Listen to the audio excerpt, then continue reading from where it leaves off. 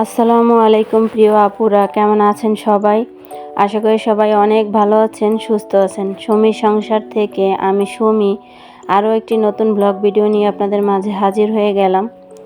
তো আগের ভিডিওতে দেখেছিলাম নিজের গাছের সিম পেরেছি, তো সেই সিম দিয়ে আলু দিয়ে মাছ দিয়ে রান্না করব। রান্না শুরু করার আগে শ্বশুর আব্বাকে হালকা নাস্তা দিয়ে নেব, তো ওনার জন্য আমি লাল চা বানিয়ে নিয়েছি আর সাথে দিয়ে দিয়েছি 2 পিস পাউরুটি। ওনাকে নাস্তাটা দিয়ে এসে আমি রান্না শুরু করে দিয়েছি। আমি মাছটাকে হালকা করে ভেজে নেব। এটা শোল মাছ। শোল মাছ কিন্তু না ভেজেও রান্না করা যায়, কিন্তু আমার ভেজে রান্না করতেই ভালো লাগে। তো আমি সবগুলো মাছকে সুন্দর করে ভেজে নিয়েছি। এখন ওই কড়ার মধ্যেই আরেকটু তেল দিয়ে লবণ আর হলুদ দিয়ে আমি আলুগুলোকে ভেজে নেব। এই আলুগুলো হচ্ছে আমি আগের দিন ভর্তা করার জন্য সেদ্ধ করেছিলাম, কিন্তু কী কারণে যেন ভর্তা করা হয়নি।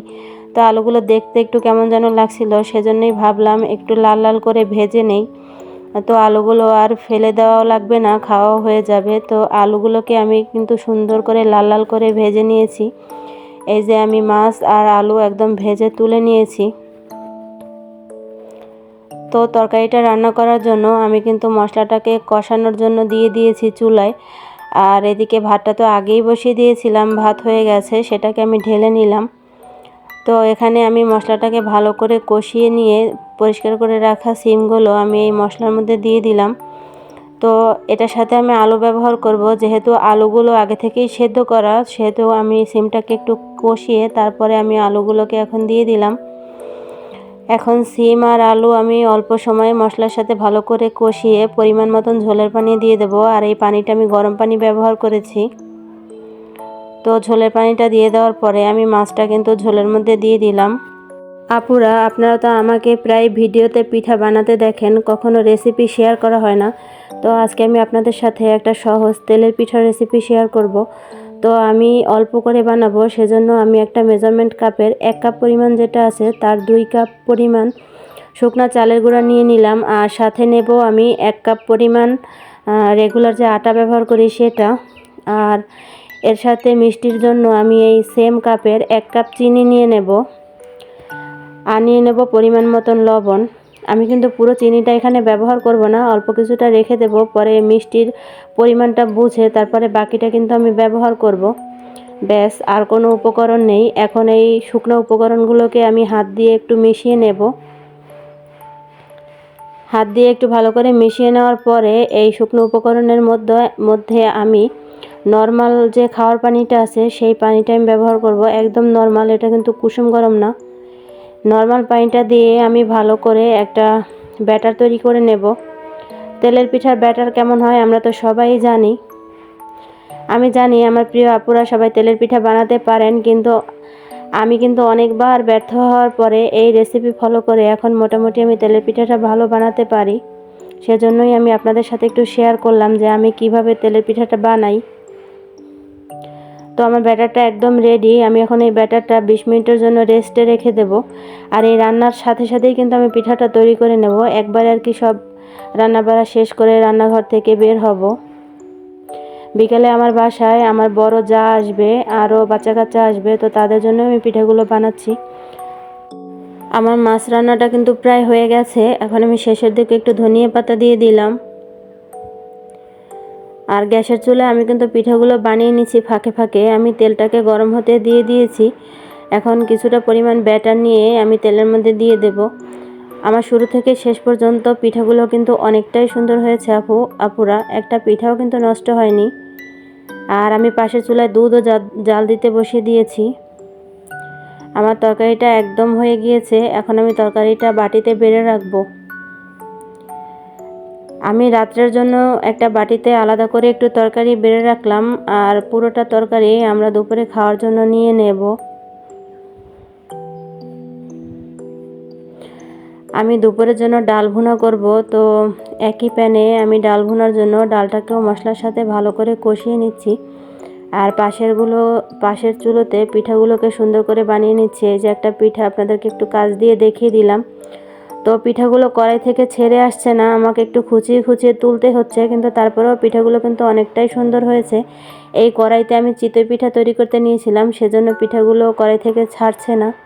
তো এই যে দেখেন, আমি আপনাদেরকে একটা পিঠা একটু হাতে নিয়ে দেখিয়ে দিচ্ছি পিঠাটা কত সুন্দর হয়েছে। আমাকে কিন্তু আপনারা 2 দিন পর পরই পিঠা তৈরি করতে দেখেন। কি করব আপুরা, পিঠা বানাতে আমার অনেক ভালো লাগে। তো ফাঁকে আমি ডালটাকে মশলার সাথে ভালো করে কষিয়ে নিয়েছি এবং পরিমাণ মতন ঝোলের জন্য পানিটা দিয়ে দিলাম। এটাকে আমি একটু ঘন ঘন টাইপের ডাল রান্না করব। আমার পিঠাগুলো বানিয়ে নেওয়া একদমই কিন্তু হয়ে গেছে। আর এদিকে রান্নাঘরটাকেও আমি মোটামুটি গুছিয়ে নিয়েছি। আর এখন একটা গুরুত্বপূর্ণ কাজ করব, যেই কাজটা আপনাদের সাথে বেশি একটা শেয়ার করা হয় না। এই যে আমি ফ্ল্যাক্সের মধ্যে গরম পানিটাকে ভরে নিচ্ছি।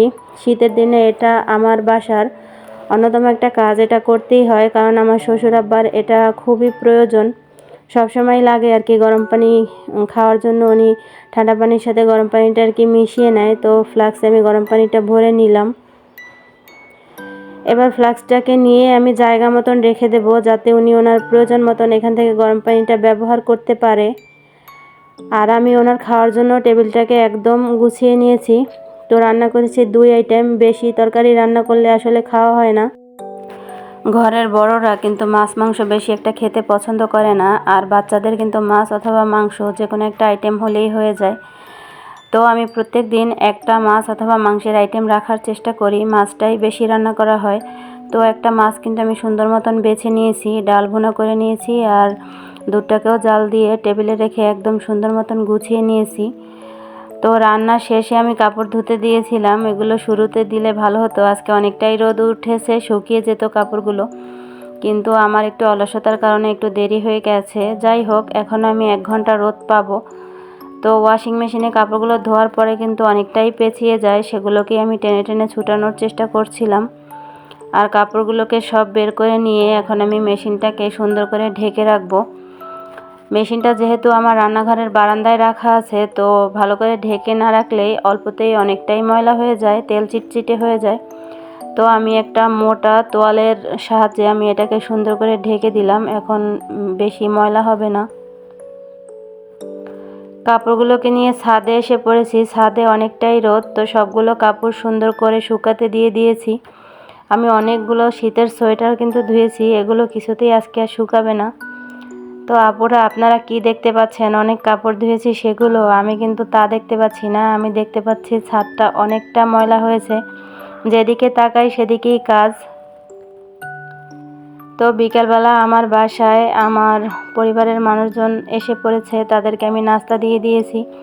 মালটা কেটে দিয়েছিলাম, তেলের পিঠা, বিস্কিট, চানাচুর, আর আমি কিন্তু 1 ফ্লাক্স ভরে দুধ চা বানিয়ে নিয়েছি, আর ওদের সাথে গল্প করতে বসে গেছি। তো আমার কিন্তু আগে থেকে নাস্তা পানি বানিয়ে রাখতেই ভালো লাগে। মেহমান আসলে যে এরকম বসে বসে চা খাবো আর ওদের সাথে গল্প করব। আমি দুধ চায়ের মধ্যে বিস্কুট চুবিয়ে চুবিয়ে খাচ্ছিলাম, আর আমার আপন মানুষদের সাথে গল্প করছিলাম। এটা কিন্তু অনেক আনন্দের একটা সময়। রাতে খাওয়া দাওয়ার জন্য টেবিলটাকে গুছিয়ে নিয়েছি। সবাই একসাথে তো কখনোই খাওয়া দাওয়া করা হয় না দুপুরে, তো রাত্রেই একসাথে খাওয়া দাওয়া করব। আমার মেয়ে নাকি এবার এসএসসি পরীক্ষা দেবে। দেখেন, এখন বাজে রাত্র 9টা, কোথায় ও পড়াশোনা করবে তা না, ও এখন ফুলের বাগান বানানোর জন্য বসেছে। এই যে ক্লে দিয়ে কিন্তু খুব সুন্দর সুন্দর গোলাপ ফুল বানাচ্ছে। তো ওর মতন বয়সে আমিও অনেক হাতের কাজ করতাম, কিন্তু সেগুলো ছিল জামায় হাতের কাজ করা, তারপরে বিভিন্ন ধরনের ওড়নায় হাতের কাজ করা। আমাদের সময় তো আর এই ধরনের ক্লে ছিল না, আমাদের সময় যেটা ছিল আমরা কিন্তু সেটাই করতাম। তো ওর ফুলগুলো আমি একটু ধরে দেখছিলাম, ফুলগুলো কিন্তু অনেক সুন্দর হয়েছে, একদম মনে হচ্ছে জীবন্ত।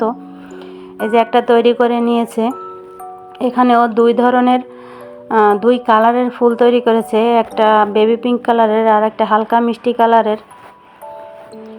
তো এগুলো শুকানোর জন্য এই যে দেখেন, একটা কাঠের মধ্যে গেঁথে আবার একটা ডায়েরির ফাঁকার মধ্যে রেখে দিচ্ছে, যাতে এগুলো শুকিয়ে যায়। এগুলো দিয়ে নাকি একটা বুকে তৈরি করবে। যে মেয়ের এখন দায়িত্ব নিয়ে পড়াশোনা করার কথা, সেই মেয়ে দায়িত্ব নিয়ে ক্লের কাজ করছে। যাই হোক, সবাই ওর জন্য দোয়া করবেন, ও যেন ভালো মতন পড়াশোনা করে পরীক্ষায় ভালো রেজাল্ট করতে পারে। তো আমার আজকের ভিডিও এই পর্যন্তই। সবাই ভালো থাকবেন, আমার জন্য দোয়া করবেন। আল্লাহ হাফেজ।